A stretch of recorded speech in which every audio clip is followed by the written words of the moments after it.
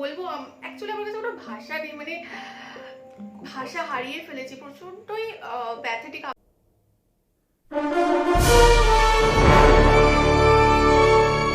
High guys, welcome to our YouTube channel Bong Views. আমি শিলাজিৎ। আমি সুদীপ্তা। আপনারা যারা এখনো পর্যন্ত আমাদের চ্যানেলটি সাবস্ক্রাইব করেননি তারা প্লিজ এক্ষুনি আমাদের চ্যানেলটি সাবস্ক্রাইব করুন আর নোটিফিকেশন বেল অন করে দেবেন পরবর্তী ভিডিওগুলোর জন্য নোটিফিকেশন পেতে। আর আপনারা যারা আমাদের চ্যানেলটি সাবস্ক্রাইব করেছেন তাদেরকে অসংখ্য ধন্যবাদ। আর ভিডিওটি অবশ্যই লাইক করবেন।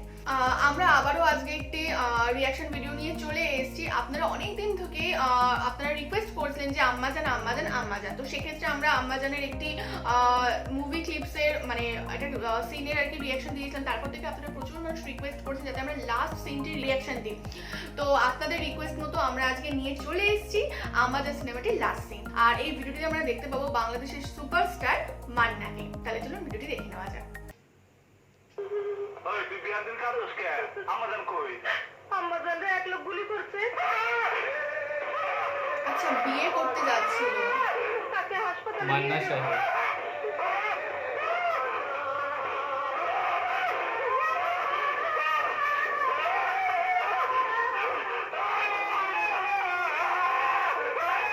আসলে প্যাথেটিক।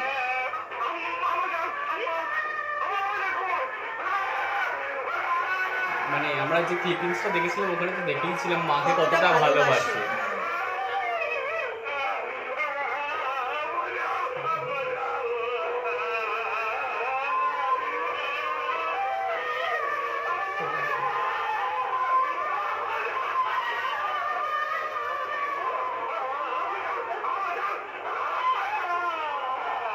মানে কি করবে, পুরো দিশেহারা হয়ে রয়েছে। মানে পুরো সিচুয়েশনের সাথে ফিল করা যাচ্ছে কতটা কষ্টে। মানে কি বলবো, অ্যাকচুয়ালি আমার কাছে কোনো ভাষা নেই, মানে ভাষা হারিয়ে ফেলেছি, প্রচন্ডই প্যাথেটিক। আপনারা অনেকেই কমেন্ট করেছিলেন যে সবাই কান্না করে, সবাই কাঁদে। তো দেখার পর বুঝতে পারছি সত্যি কতটা ইমোশনাল একটা পুরো গোটা সিনেমাটা কত ইমোশনাল। আর সব থেকে ইমোশনাল, সব থেকে স্যাড ব্যাপার হচ্ছে লাস্ট সিনটা।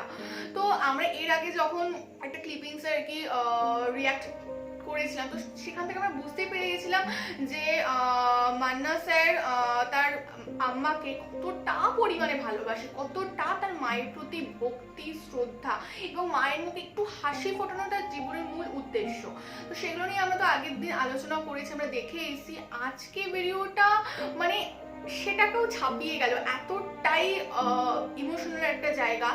তো আমরা ফার্স্টে স্টার্টিং থেকে আমরা দেখতে পাচ্ছি যে তার মা আর কি হসপিটালে অ্যাডমিট হয়েছে, গুলি লেগেছে তার জন্য। এবং মান্না স্যার যখন জানতে পেরেছেন তখন মানে পাগলের মতো হন্যে হয়ে খুঁজছেন হসপিটালে, এসে একবার এদিক সেদিক, মানে বারবার মানে তার মাকে শুধু দেখতে চাইছে। তারপরে রিলেট করা যাচ্ছে সিনটার সাথে, পুরোপুরি রিলেট করা যাচ্ছে। মানে একজন সত্যি যে সন্তান যখন শুনে তার মা হসপিটালে ভর্তি, তো তখন তার মনের ওপর দিয়ে যে ঝড়টা বইছে সেটা খুব ভালোভাবে এখানে ফুটে উঠেছে তার অ্যাক্টিং এর মাধ্যমে। তারপরে সে যখন হসপিটালে যাচ্ছেন, মাকে মানে ভেতরে ঢুকলেন, মাকে দেখলেন, তারপরে তার মনে হলো যে না, মাকে তার মুখে হাসি ফোটাতে হবে, সেটা যে কোনো রকম ভাবেই হোক না কেন। তারপর আমরা দেখলাম যে কিভাবে মৌসুমীকে তিনি বিয়ের মণ্ডপ থেকে তুলে নিয়ে এলেন এক প্রকার জোরপূর্বক। তো সেভাবে আনলেন এবং আসার পথে তাকে অনেক বাধা বিপত্তি অতিক্রম করতে হয়েছে। শেষ পর্যন্ত তার পিঠে হসপিটালে এসে গুলি লাগলো, তিনটে পরপর গুলি লাগলো। তারপরও তিনি ওখানে তার নিঃশ্বাস ত্যাগ করেনি। তার মনে যে অদম্য ইচ্ছাটা ছিল যে না, আমি আমার মায়ের মুখে হাসি দেখাবো, মাকে বউকে দেখাবো, সেটা আমি দেখবো, মায়ের যে তৃপ্তিটা ওটা আমি দেখতে চাই, সেই ইচ্ছার বলে তিনি পুরোটা গেলেন, মাকে দেখালেন। কিন্তু তার মা তার সাথে 22 বছর পর কথা বললেন এবং বললেন যে না, তুমি আজ মৌসুমীর যে অ্যাকচুয়াল যে যাকে ভালোবাসে তার কাছে ওকে ফিরিয়ে দাও।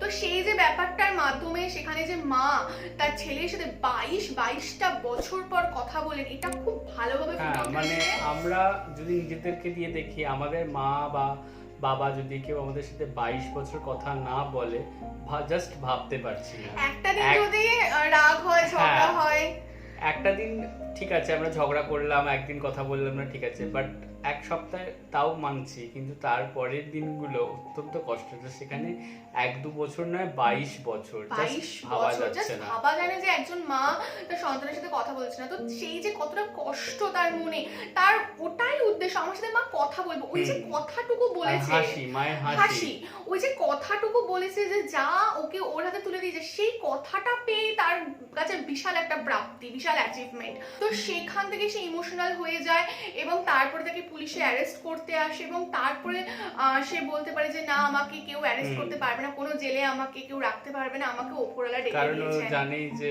ততক্ষণে কতগুলো গুলি লেগে সে আর কি বাঁচতে পারবে না।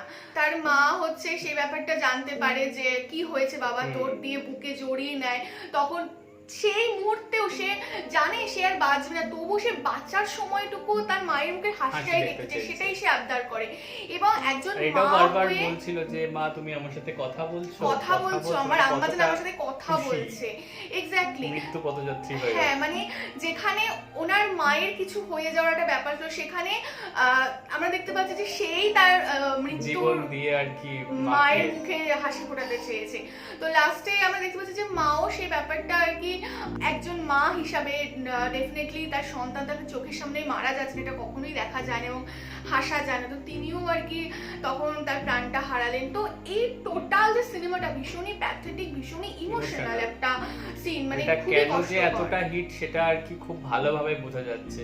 আর আমি একটা কথা বলতে চাই যে ওই ব্যাপারটা আমরা বুঝতে পারলাম না যে মান্না আর কি মান্না সাহেব, আমি আবার বলে দিচ্ছি মান্না সাহেব, কারণ আগের ভিডিওতে আমি মান্না বলেছিলাম বলে একজন আর কি বলেছিলেন যে উনি কিংবদন্তি, ওনার নাম কেন ধরে ডাকা হচ্ছে। তো সেটা আমরা আমাদের দেশে শাহরুখ খান, সালমান খান এদেরকে আমরা নাম ধরেই ডেকে এসেছি, তো সেই হিসেবে মান্না এটা দেশের কালচারের উপর ডিপেন্ড করে। তো এটা আমরা লাইভে ক্লারিফিকেশন দিয়ে দিয়েছি। আরো একটা ক্লারিফিকেশন দিয়েছি যে আমরা কেন আর কি সেদিনকে বলেছিলাম যে ভালো কাজে তো খুন করছে, তো ভালো কাজে খুনটাকে কখনোই সমর্থন করছি না, বাট জাস্ট আমরা ভিডিও ক্লিপিংস অনুযায়ী বলেছিলাম, যেটা দেখেছিলাম সেটাই আমরা বলেছিলাম। এবার আমি সিনেমাটা তো দেখিনি, তাই জন্য আর কি জানি না ব্যাপারটা কি, তো সেই ক্ষেত্রে ক্লিপিংসটা দেখেই বলেছিলাম। তো এবার আসি মূল বিষয়, যে আপনারা আমাদেরকে জানাবেন যে মান্না স্যার আর কি বিয়ের সাজে ছিল, তো ওনার বিয়েটা আসলে কার সাথে হতে যাচ্ছে, কারণ উনি মালা ঠালা ছিঁড়ে উনি আর কি সিনে এলেন, আর তারপরে দেখা গেল যে উনি মৌসুমী,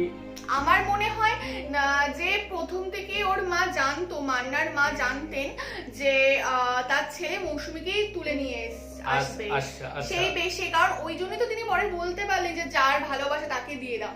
আচ্ছা, ওই রকমই কিছু একটা হবে। আর ওনাকে কে গুলি করলেন তো সেটাও আমাদের জানাবেন, মানে উনি সিনেমায় কি ক্যারেক্টার প্লে করছেন, ভিলেন তো বুঝতে পারছি, বাট ক্যারেক্টারটা কি রকম আর কি, তো সেই শেডসটা আমাদেরকে জানাবেন বা সম্পর্কটা আমাদেরকে জানাবেন। তো যাই হোক, ওভারঅল আমরা যদি বলি সত্যি খুব হার্ট টাচিং, খুব বেশি ইমোশনাল, খুব বেশি প্যাথেটিক। আমরাও মানে ঠিক সেভাবে ফিল করতে পেরেছি আর রিলেট করতে পেরেছি, আর চারিদিকটা থমথমেও হয়ে গেছে ভিডিওটা দেখার পরে, আমাদের মুখ থেকেও কথা বের হচ্ছিল না, আপনারা দেখেইছেন। আর আপনারা যারা এই ভিডিওটি দেখার জন্য রিকোয়েস্ট করেছেন তাদের অসংখ্য ধন্যবাদ, আর এইভাবে আমাদের সাথে ধৈর্য ধরে আছেন তার জন্য ধন্যবাদ। এবং আপনারা আমাদের উপর ভরসা রাখুন, আপনারা যখন যা রিকোয়েস্ট করবেন সবই আমরা আস্তে আস্তে আনার চেষ্টা করব। আর যদি ভিডিওটি ভালো লাগে তাহলে অবশ্যই লাইক করবেন, কমেন্ট করবেন, ভিডিওটা শেয়ারও করবেন। আর আমাদের ফেসবুক পেজ রয়েছে, তো ফেসবুক পেজে আপনারা ফলো করবেন, ফেসবুক গ্রুপে জয়েন করবেন, সেখানে আপনারা আপনাদের পছন্দমতো সমস্ত কিছু পোস্ট করতে পারবেন। তো আজকে এই বলি, আজকে আমাদের ভিডিওটা শেষ করছি, টাটা।